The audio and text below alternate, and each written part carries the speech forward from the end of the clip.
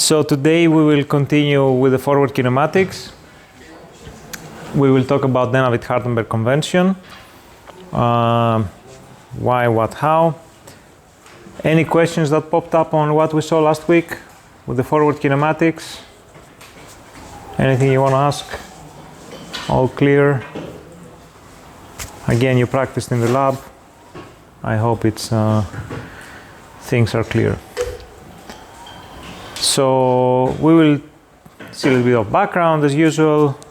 We'll discuss how we do robots in 3D again, so we understand how things appear in 2 dimensions. Even though we will work with a 3-dimensional robot today, in the exam, in the labs, you have the 2D drawing, so it's good if we remember again how, what its drawing represents. And we'll talk about defining these DH or Denavit Hartenberg parameters. We'll see examples and we'll talk about the modified DH parameters. So very quickly, what we saw last week. We saw that we talk about articulated robots, which consist of links and joints. We saw that we mainly have revolute joints, which is joints that rotate along a fixed axis of rotation, and they can add 1 degree of freedom to the robot. And we also saw that we have what we call the prismatic joints, which allow translation of a link relative to another link along an axis of translation. And we talked about degrees of freedom. Usually the degrees of freedom of a robot go hand in hand with the number of joints that it has. It's not always like this. There are limits, there are constraints and so on. It's a rather complicated topic to calculate the exact number of degrees of freedom of a mechanism. But as a general rule, we cannot have, for sure we cannot have more degrees of freedom than actuators, than joints. And usually we have the same number of degrees of freedom as joints if we arrange them smartly. Hi. We also saw that by... Should we close the door? Yes, close it. You keep on coming, so... we saw that the way we combine different links and joints gives us different workspace for the robot based on the type of joint. So I don't know, for a Cartesian type of robot we have linear joints, prismatic joints, and with different combinations we get different workspaces. And eventually what we defined was a way to calculate what we call the forward kinematics of a robot, which is, what is the forward kinematics? It's basically a 4x4 matrix, a transformation matrix, which describes the pose of a coordinate frame attached at the end effector or at any other part of the robot. Where is the mouse? Here. With respect to a reference frame. Right? We saw 2 weeks ago that these transformation matrices combine information about the orientation of axis of a coordinate frame with respect to a reference frame and the position of the origin. Right? Position orientation. And what we saw last week is how do we calculate it for simple robots, mainly in 2 dimensions. And we saw that this is a function of joint coordinates, like the angles if we talk about revolute joint, or the distances if we talk about prismatic joints. Right, so the forward kinematics model. Right, so if at the exam I ask you calculate the forward kinematics of a robot, it means we're looking for that matrix. All right. And in the big picture, we saw that, okay, we did the first step. We did half of the forward kinematics.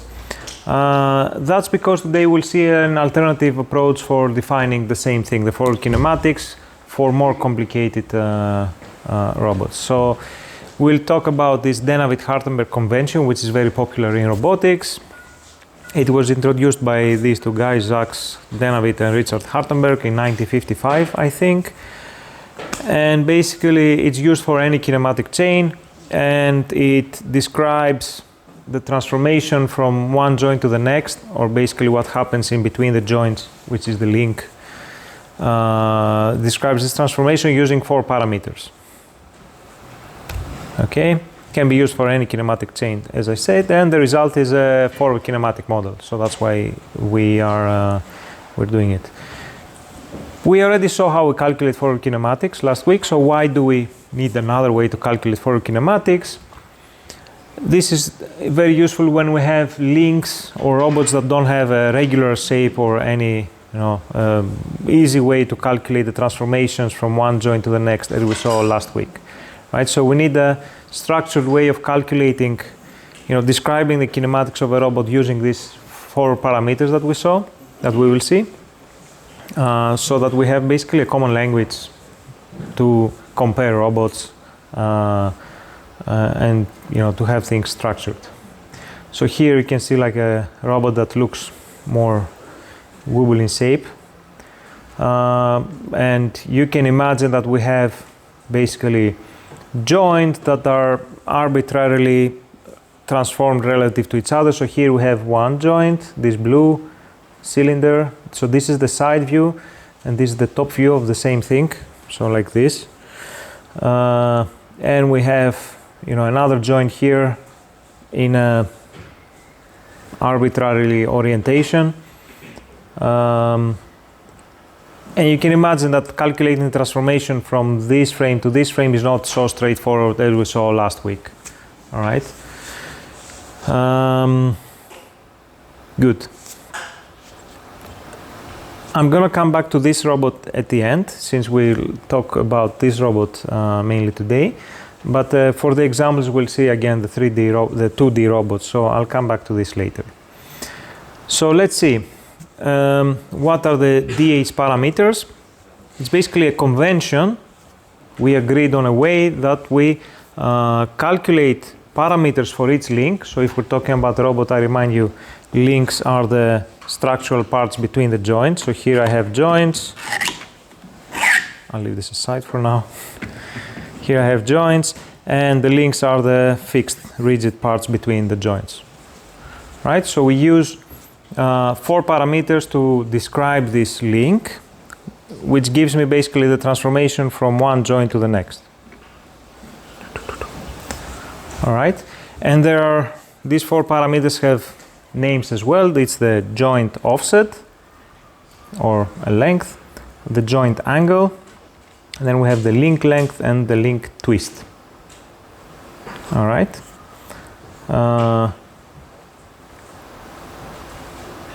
All right. 2 parameters refer to angles.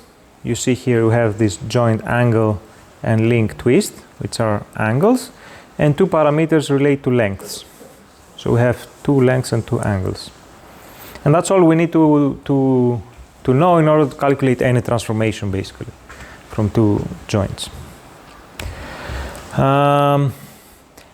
So how we do it is we work again sequentially, sequentially. So we start from one joint, we go to the next, and then for each pair of sequence or subsequent joint, that's the right term, we calculate these 4 parameters. So we always talk from joint I to I plus 1.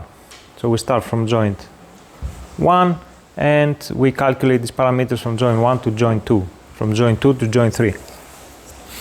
All right, and again we have, and we define this ith d, so the joint offset of joint 0, let's say, or 1 or 2, d0, 1 or 2, as the length from joint 1 to joint 1 plus 1, I plus 1. All right, it looks something like this in 3D. Don't have to bother too much about the drawing, but the idea is that we have one transformation, one coordinate frame, at joint I minus 1, another frame at joint I, another frame at joint I plus 1, and then we basically calculate these parameters from one to the next. Right here we can see them visually, but we'll see them better here. if we have these 4 parameters, we basically then can calculate the transformation that takes us from one joint to the next using 4 transformations, one for each parameter. And since we have 2 rotations and so we have 2 angles and 2 lengths, then it makes sense that we have 2 translations and 2 rotations, right? So these DH parameters basically, they define 4 2 lengths and 2 angles, and these are used to construct 2 transformations of rotation and 2 transformations of translation. And what we'll see is that 2 of them are about the x-axis and 2 of them are about the z-axis. So one rotation around the z, one rotation around the x, one translation around the x, one translation around the x. And if we can calculate these parameters, we can calculate these transformations that basically they give me the transformations along axis x, a rotation around x and a translation around x, and a rotation around z and a translation around z, and then by combining them I get the overall transformation from I to I plus 1. I give you first the big picture and then we're going to go into details of the exact meaning of how we calculate the parameters, right? But the goal is again to calculate transformations from one frame to the next, right, as we did last week. If we have these ones, then we can calculate basically the overall transformation from 0 until the end effector by multiplying them together, right? Now, since here I have predefined transformations like rotation around x, let's take this one. I have rotation around x, then from the right translation around about x, then from the right rotation around z, then translation around z. This means that the resulting transformation matrix from one joint to the next will have a fixed form, right?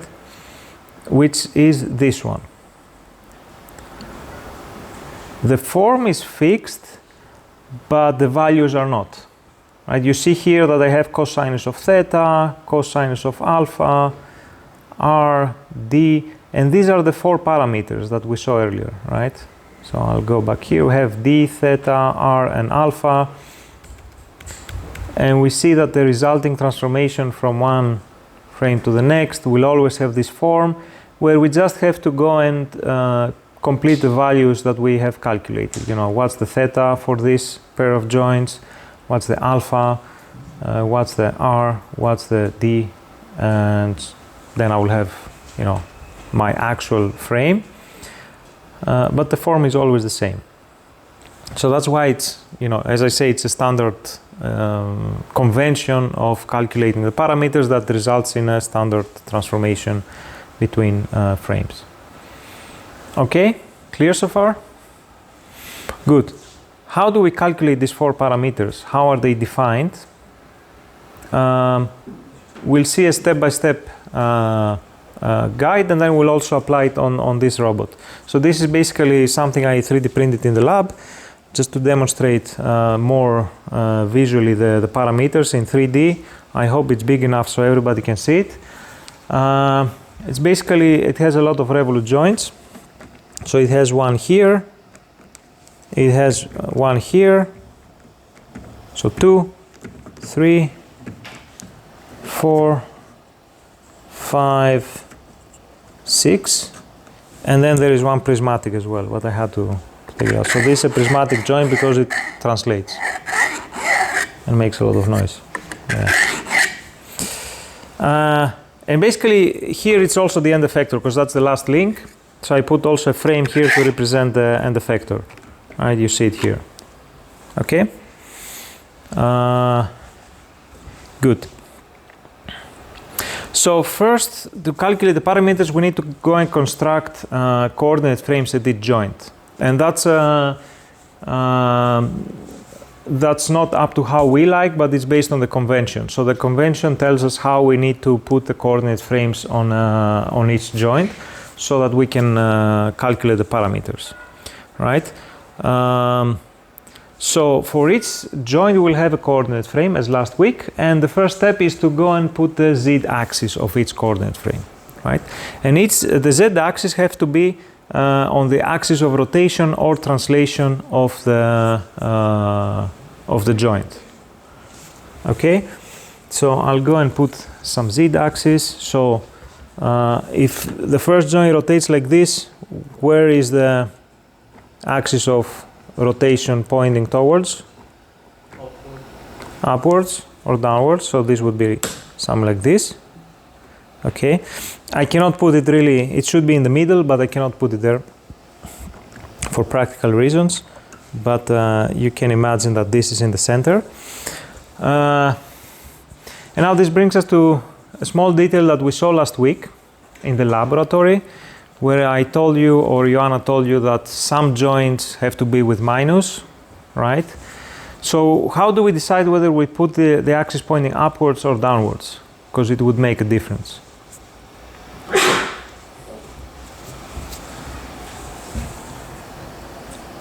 I cannot even put it downwards, even if I wanted. So this has to do with what is a positive rotation, what do we consider a positive rotation for any joint, all right? What is a positive rotation? It has to do with how the motor works or how the encoder reports value. So that's like at the lower level, at the low level of how the robot will work. But it's basically, if we move the robot to a positive angle, let's say it's at 0, and then we say, okay, go to 90 degrees. Will it rotate clockwise or counterclockwise? That basically tells us whether it's gonna go upwards or downwards. The rotation, the positive rotation of the joint and the direction where the axis will point have to follow the rule of the right hand. But not the one we saw about how to align the axis, but the one, the screw rule, basically. The right-handed screw rule, which basically tells me for a rotation of one direction, my fingers will do the positive rotation. The thumb will tell me where the positive axis, the positive direction of the axis will be, right? So if this joint rotates positively in this direction, so like this, then the z-axis has to point upwards, all right? If it does a positive rotation like this, then it has to point downwards, all right? If you check in the robots next time you are in the lab, you remember you have the sliders to move the robots around. When you move the first joint, Q0, for instance, it rotates like this.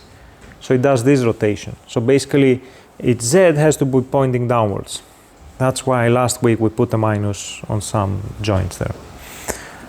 All right? Is it clear, the rule, the second rule of the right hand, right? When the fingers show a positive rotation, then the thumb shows me the positive direction of the axis. This also works the other way around.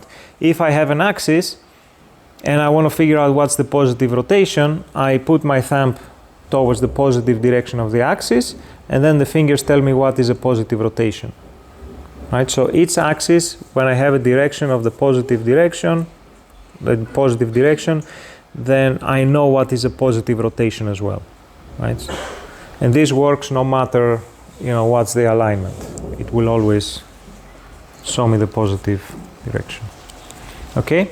So I need to put the z-axis along the axis of rotation of the joint and respect the positive rotation to point towards the positive direction of the axis. So if this robot, let's say, moves like this, then it has to point downwards. Let's say it rotates like this, so that I can put the axis. So this is the positive rotation for this robot, and then the z-axis points there. Okay? It doesn't have motors, but yeah, I choose it. Good. So this is the first joint. Where's the second joint? It's here. So where is the axis of rotation now? Yeah, I have to put the Z along the axis of rotation. So where is the... X, how it's The diagonal? No. Try again. Let's stabilize this more. What's the axis of rotation? Around which axis is the joint rotating?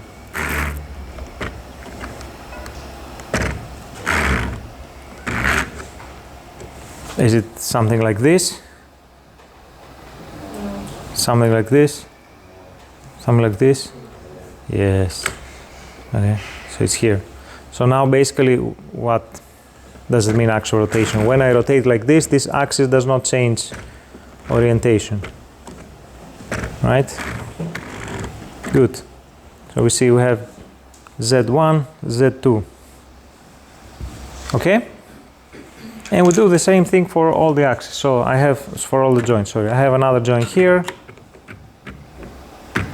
Where's the axis of rotation?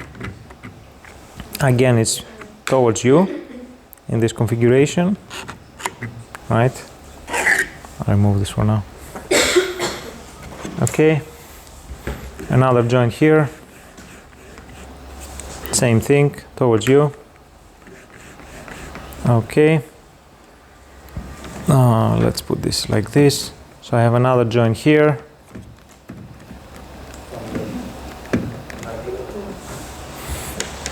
So normally it should be here, right? Because that's the axis of rotation. That's the part that's not moving.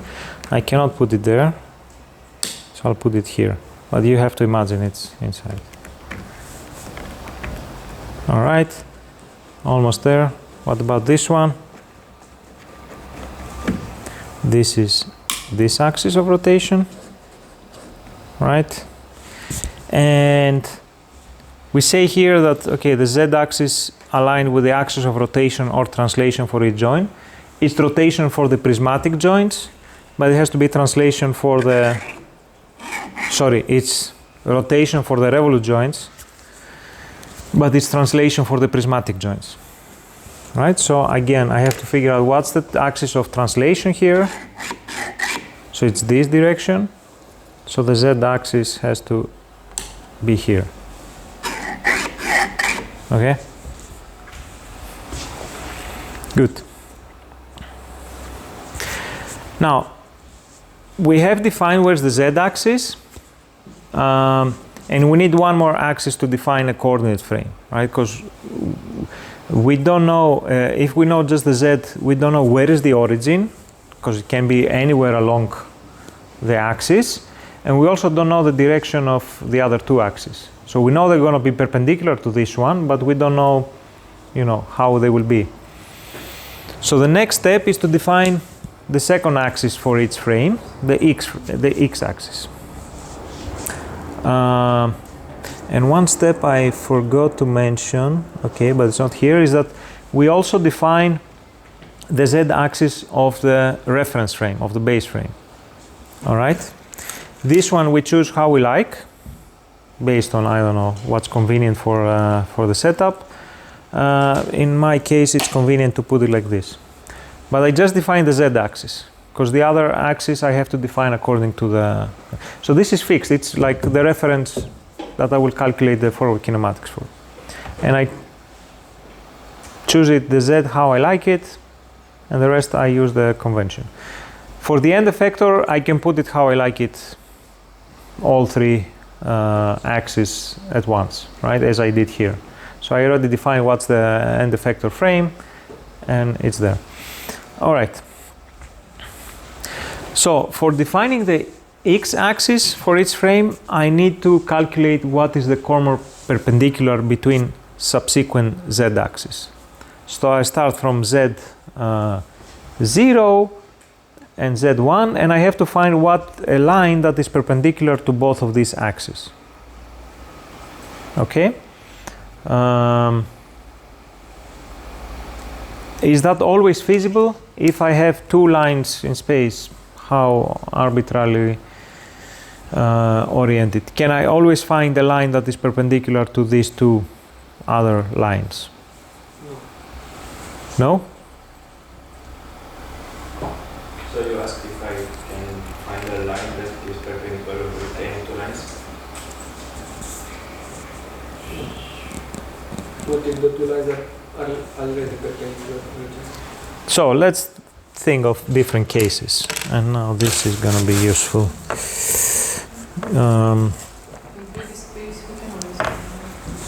So let's take like simple cases. Let's say two lines are parallel to each other. So I have these two. Can I find a line that is perpendicular to both? It would be this one, right? Something like this. Sorry?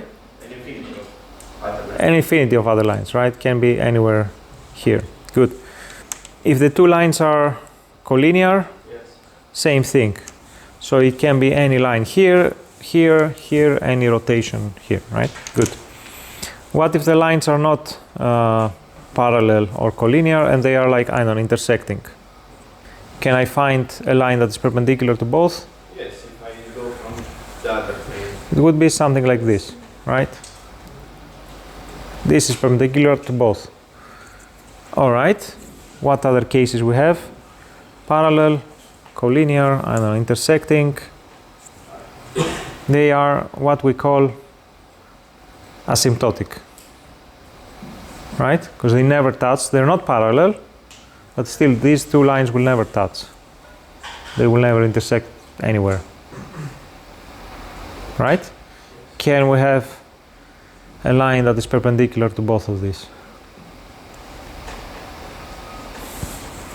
Let me try to do it here. Basically, come on. So one is like this, the other is like this. What would be perpendicular to both of these? A line that goes like this. A line that goes like this, I guess, right? I cannot stick it here. Yeah, I can stick it like this. So this would be perpendicular to both, right? So these two don't intersect, they're not parallel, they're not collinear, they're asymptotic. I can have another line that is perpendicular to both of these, right? And this holds for no matter how these two are oriented, right? If it was, let's say it was on the board but it was here, again, I can have a line that is perpendicular to both, right? If it's like this, again, the same thing. If it's, I cannot think of a way that it's not possible. So it might be like in, you know, further away from what we consider here to be the origin, but there is always a line that is perpendicular to two other lines. So two lines, no matter how they are oriented, there is always at least one line that is perpendicular to both of them. All right? There might be more, like if they're like this, we have all these lines, right? Or if they're collinear, we have even more, all these and these, right? But there is always at least one line that is perpendicular to the two of them. And we have to find it, because that's where we'll put the x-axis on. So once we identify the common perpendicular, then we align the x-axis of a frame I perpendicular to zi and zi plus 1. All right, let's see a small detail about common perpendiculars, and let's use the z's actually, because that's better. So let's say I have this one and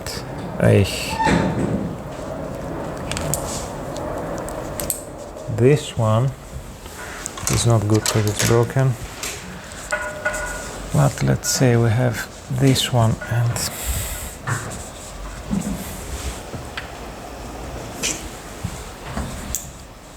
this one. Okay, and we say there is a common perpendicular. The common perpendicular will be basically will have to intersect with both of them. Okay, and that's very important. You have to keep that in mind. Many students make that mistake. So it might seem like this axis ends here, okay, but you have to imagine that this extends to infinity, right? This axis is actually infinitely long, right? The same for this axis. I cannot draw it on the board because it's coming out of it, but this goes to infinity, right? So we have to find the common perpendicular that's actually intersecting with both. And where would that be for this case? It would be up here, right? Because this is the line, again, this extends to infinity, right? But this basically is a line that is perpendicular to both of them. So here I have 90 degrees and here I have 90 degrees. And it's actually intersecting with both, because that's very important. It has to intersect with both. Okay? If it doesn't intersect, it's not common perpendicular. Because it's not perpendicular. If it's, if it was here, it wouldn't intersect with this line, it would intersect with this one, and it would not be perpendicular to this one. If it was here, let's say you might be inclined to put it here, it has the same direction as this one, but the position matters. Okay? Good. So once we identify the common perpendiculars, then we put the x-axis there. So let's try to do it for this robot. Here for the first one it will be less visible. Sorry, I tried to put the robot on that side, but it doesn't have big enough space. But let's see, we have this line, this z that we chose, and we have this z. What would be a common perpendicular along these two lines? Towards you, right? So it would be something like this. Passing from this one, the origin of this one, and then intersecting with this. We said it's in the center, so intersecting with this one here as well, right? Great. So we align the xi with the common perpendicular between zi and zi plus 1. If we start from z0, we're going to put x0 perpendicular to z0 and z1, right? When my index is 0, I have x0 perpendicular to z0 and z1. Okay? Good. And we continue doing this until the end.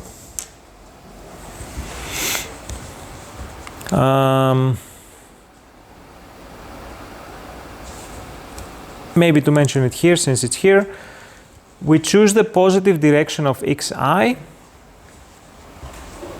to go from zi to zi plus 1. Basically what I'm trying to say here is that, yeah, this axis is perpendicular to these two, but so is this one, pointing in the other direction, right? But I choose to put the x one going from the I joint to I plus 1. So that's why I have this direction here, right? Going from I to I plus 1, which is this direction, right? This is not always possible if I have two axes that are collinear. There is no direction from I to I plus 1 because it is the same position, right? Or if they're intersecting. So there we can choose it arbitrarily, how we like. But if we have a spacing between I and I plus 1, the xi should go from zi to zi plus 1. That's the rule. We will calculate a length here, and then we want this length to be positive, basically. All right? Good. So we do this until the end effector. So let's have a look. We did x0, let's do x1.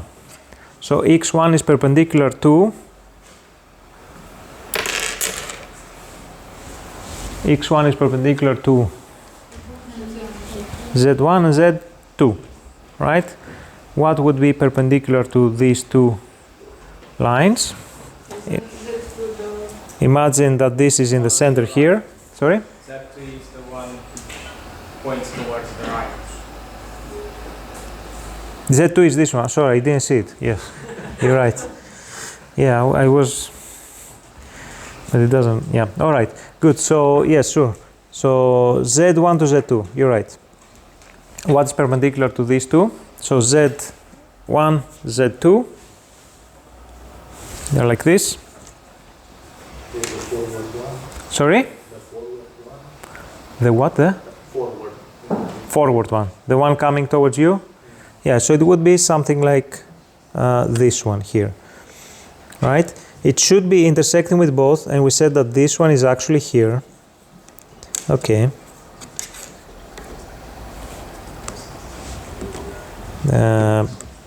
Actually, it's not even here, it's in the center, right? And this one is here.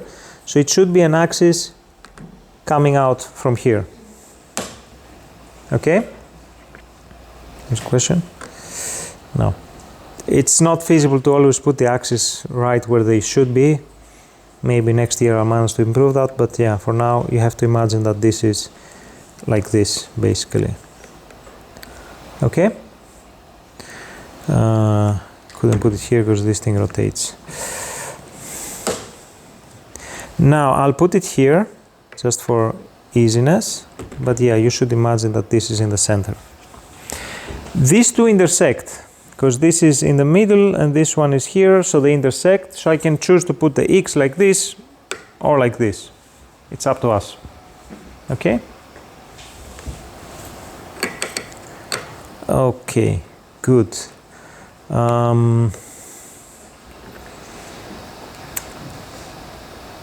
Right. The moment I put the x-axis, I also define where is the origin of the frame. Because we said earlier that these axes are infinite, right? But the moment I have two of them intersecting, z and x, I also know where is the origin of the frame, because that's where, you know, they intersect. Right? So the origin will be where the magnets are, basically, most of the times. Good. Next one, x. If the lines are collinear, where do we choose the origin? Yes. We put them where we like. Yes. Good observation. Because then we can put also parallel. It's the same problem, right? So there, because there we have, we can put the z, the x-axis wherever we want. But yeah, we choose it where it's more convenient for us. All right. So let's continue. Z2 to Z3. So we define where is x2. Will be perpendicular to this one and this one. So these are, it's a case of, asymptotic. It's going to be pointing upwards. I put a smaller one here because it doesn't fit. But yes. All right. Z0, 1, 2, 3 to 4 to give me x3. Sorry? Something like this. Right? So this is a case where the two axes are parallel. Stay. Please stay. Right? I could put it, as you said, like I could have put it here. It will not make any difference in the calculations because some things will cancel out, we'll see. All right? I choose to put it here. Okay? Zx4, between Z4 and Z5. To remind you, this one is actually supposed to be, I'll remove this one for now. This one's supposed to be in here.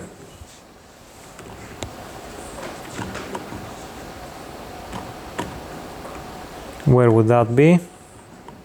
Perpendicular to the front one? It has to be perpendicular to both of them. Right, so let's say in this configuration. Sorry? Downwards, something like this. Yeah, exactly. It would be like this. Okay. Let's see. I was 4, this is 5, I think. 0, 1, 2, 3, 4. Okay, 4 to 5, we put x4. 5 to 6, perpendicular to these two. Sorry? On the front. It's difficult to explain from there, but yeah, it would be something like this here. All right? And this would define the origin up here, because this is perpendicular let me rotate it. This would be perpendicular to this one and to this one, right? If I would be tempted to put it down here, it's not correct because it's not perpendicular to this one, right? It doesn't intersect it. So it should be up here, but I'll put it down here because I don't have a magnet up there. But you have to imagine it's up here. So the whole frame, basically, it's up here. It's actually even more correct, it's here, because it's in the center. I'm a bit limited by the design of this, but I hope it's gonna cause less confusion, not more. All right. So this was 5 to 6. 6 to 7, I have this axis of rotation and this axis of translation. They're basically collinear. I had to put it a bit higher because there's a hole here, but they're collinear. So where do I put X?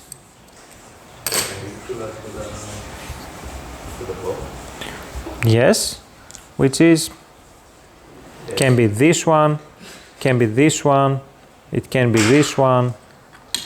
So basically, pretty much wherever I like. So it has to be perpendicular to one of them.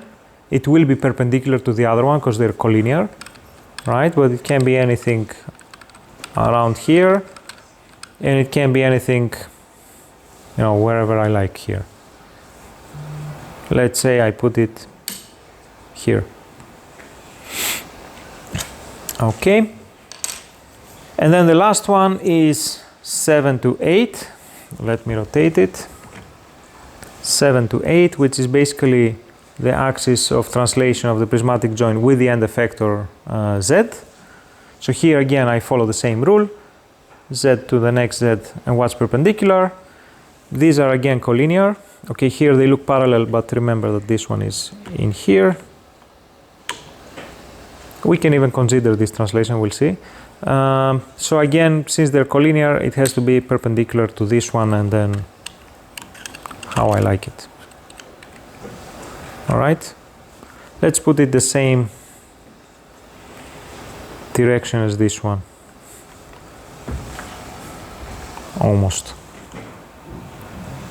Like this. Okay?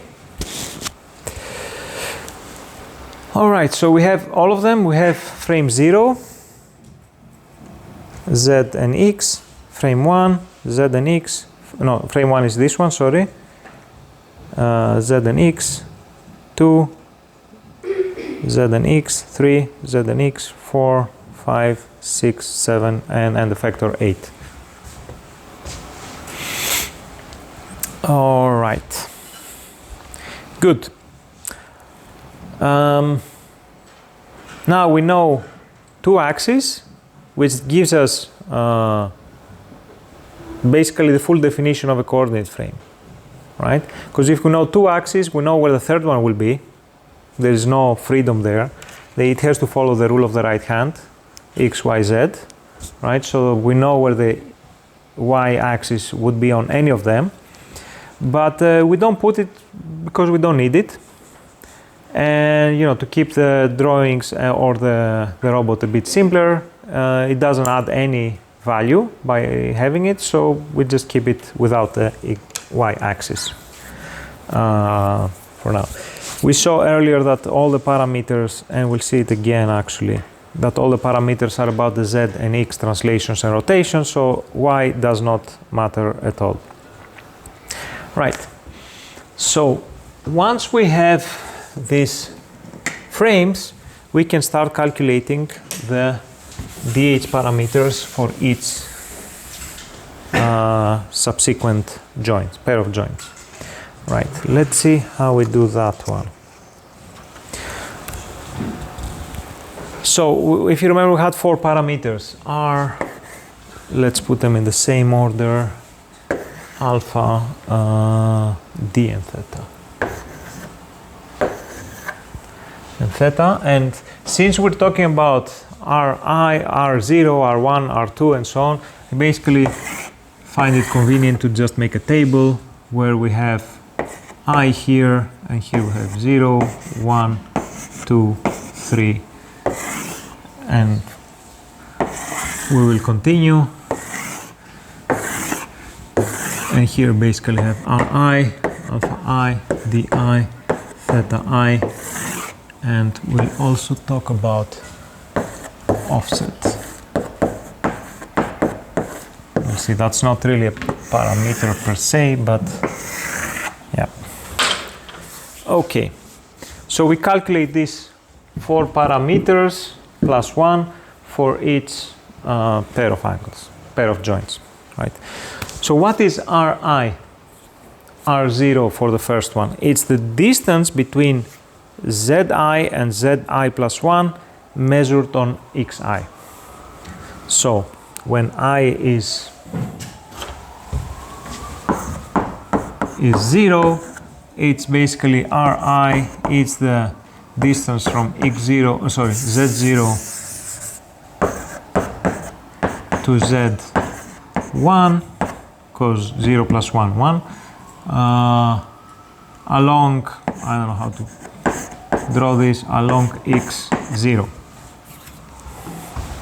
Right, that's how we read this. And then we increment R0 would be here, for I from 0 to end effector, and we have all the parameters here. Right, so let's see here, what does this mean? I have the distance from Z0, this one. Okay, let's rotate this so you see, to Z1, all right, along x0, so along this direction. So I'll take this away a bit so it's more visible. So we have Z0 and Z1, maybe rotate it a bit, along x0. Right, this is my x0 if I rotate it. Right, so it's basically this distance here. Sorry. Right, Z0 to Z1 along this direction. Like, the direction is important because in some cases we might be able to measure the distance in different ways, but that's why we need to know also along which axis are we measuring the distance, right? So it's Z0, Z1 along x0. It's basically this distance here. For the first transformation, it has to do with where I put my reference frame. Right? If you remember, I said the reference frame, you can choose where to put it wherever you want. I put it here, but it could have been here. It could be more back, more front, wherever, right? And this distance would be changing. But for now, it's this basically distance here. Okay? So let's say, I don't know, it's some, let's put some numbers, maybe it's 3 centimeters in our case. Some value. Clear? Let's take the next one and let's do all the R's for all the joints. So I have R1, basically this value here will be from Z1 to Z2 along X1. So now I increment, now R1 will be Z1 to Z2 along X1. So this is Z1, this is Z2, and I care about the distance along this axis, right, X1. So if I take this away, it would be something like this. I have Z1, I have Z2, right, and I want this distance along this direction. I rotate it like this. What is this distance? It's basically this distance here, right? In this case, it would be 0, indeed, because the two axes are intersecting here. Okay? Great. Z2 to Z3 along X2. So along this axis. I don't think I have to take this away. I have Z2, Z3 along X2, this one. Not this one, this one. The small one, yes. This is actually, it's flipped and it's like this, right? This one. It's basically this distance, right? So let's say, I don't know, 5 centimeters. Okay. This was R2. R3 would be the distance from Z3 to Z4 along X3. So it's this distance. I can block it actually. This distance. Clear? Z3, Z4 along X3. 15, I don't know.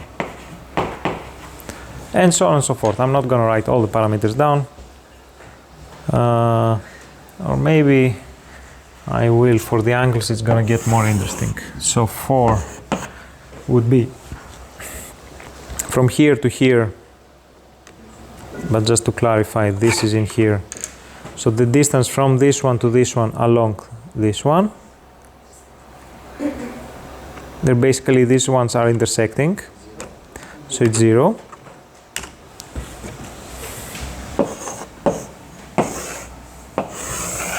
Should have started higher. 5 each from this one to this one along this one. Also 0. See that many parameters will end up being 0. Then I have from this one to this one along. So this is X6, ZX, Z7 along X6. So it's also 0.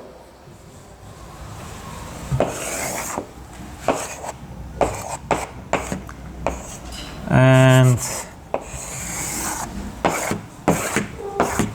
that's it. For now, we leave the last transformation from the last joint to the end effector. We'll come back to this later, right? We don't consider this yet. All right. Clear? Is there always a distance from Zi to Zi plus 1 along Xi? Why?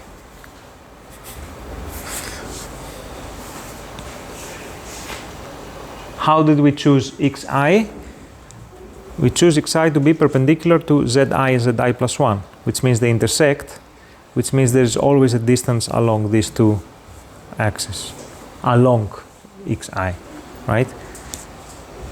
That's the whole thing, right? Xi is perpendicular to these two, so there is always a distance between these two along Xi. All right. Alpha I, similar logic, but the angle between the axes, right? So again, it's about Zi to Zi plus 1 around Xi. Let's do this and then we take a break. So we start with, and now this is more interesting. We start with Z0 to Z1 around X0. That would be alpha 0, right? So what is the angle with this angle? From Z0 to Z1 around X1. Sorry? 90 degrees, right? We start from this configuration, I have to go to this one. Let's put this here. And then it's around this axis. So from here to here, around this one. Is it 90 or minus 90? 90. Why 90? The right hand rule. The right hand rule, right? That's where the right hand rule comes very handy. Right, because I go from here to here, so it's this rotation, and it's around this axis, which has a positive direction towards you. Right, so this rotation is positive around this axis, because my thumb is showing towards the positive direction of the axis, right? Okay. If I would have put it downwards, as I said, we could have put it downwards, like backwards, right? Then it would have been a minus 90, right? Because it points to the negative direction of the axis. This would be a positive. or a positive 270, which is the same thing. Right? Great. So the way we put the axis, this is a pi over 2, just to be more scientific. Good. Alpha 1, Z1 to Z2, Z1 to Z2 around, this is even more important to keep track around which axis, right? Because that defines positive, negative. So it's around x1, which is this one. So it's from here to there, right? This kind of rotation around this axis. Again, it's a positive 90 degrees, right? Because my thumb is pointing there. Again, I could have put it this the other way, and then it would have been a negative 90. So again, a pi over 2. Z2 to Z3 around x2.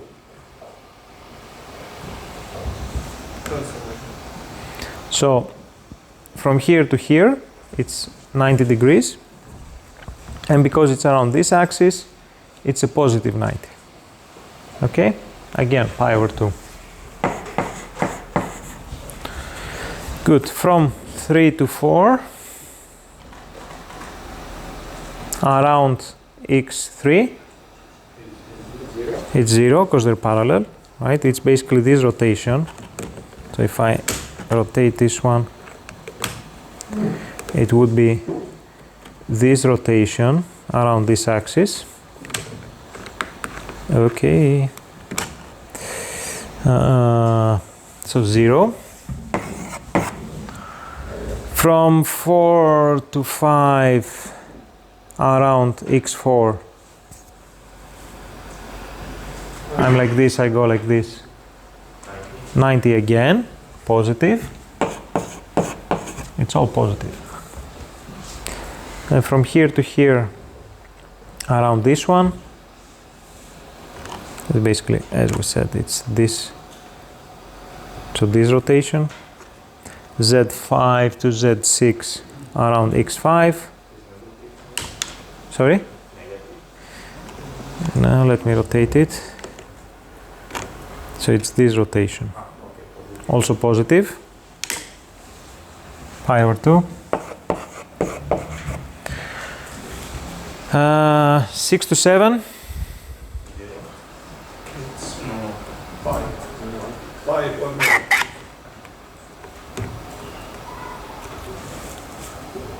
This one to this one, right? I have to do like 180 around this axis. Okay, so positive or negative? Positive. This is good. Positive 180. Not negative 180. No, you have to do it for 6. I go from this one to this one. It's a negative. I have to go from this one to that one. 180. The x isn't x pointing up. Yeah, that's what I'm saying. So I'm doing a negative rotation. No, but if x is pointing. But I'm doing from here to here, 180, negative. But your finger is pointing down. Yes, and the x is pointing upwards. So it's a... Why? This way or that way, it's the same thing, right? Yeah. So it's the same thing. Yeah, you can say it's positive 180 or minus 180. Same thing. Let's keep consistency. Why? For the sake of it. Why minus pi is not consistent? Because everything ended up being positive here. Let's keep it positive. But then this will, you will see, this will go into a transformation where you calculate the sinus of pi, which is the same as sinus of minus pi, or cosinus of pi, or the same as cosinus of minus pi. So it doesn't matter, but yeah, let's keep it simple and put a plus there. But all right, and then we have from 7 to, and the factor we say we don't discuss it yet. Any questions?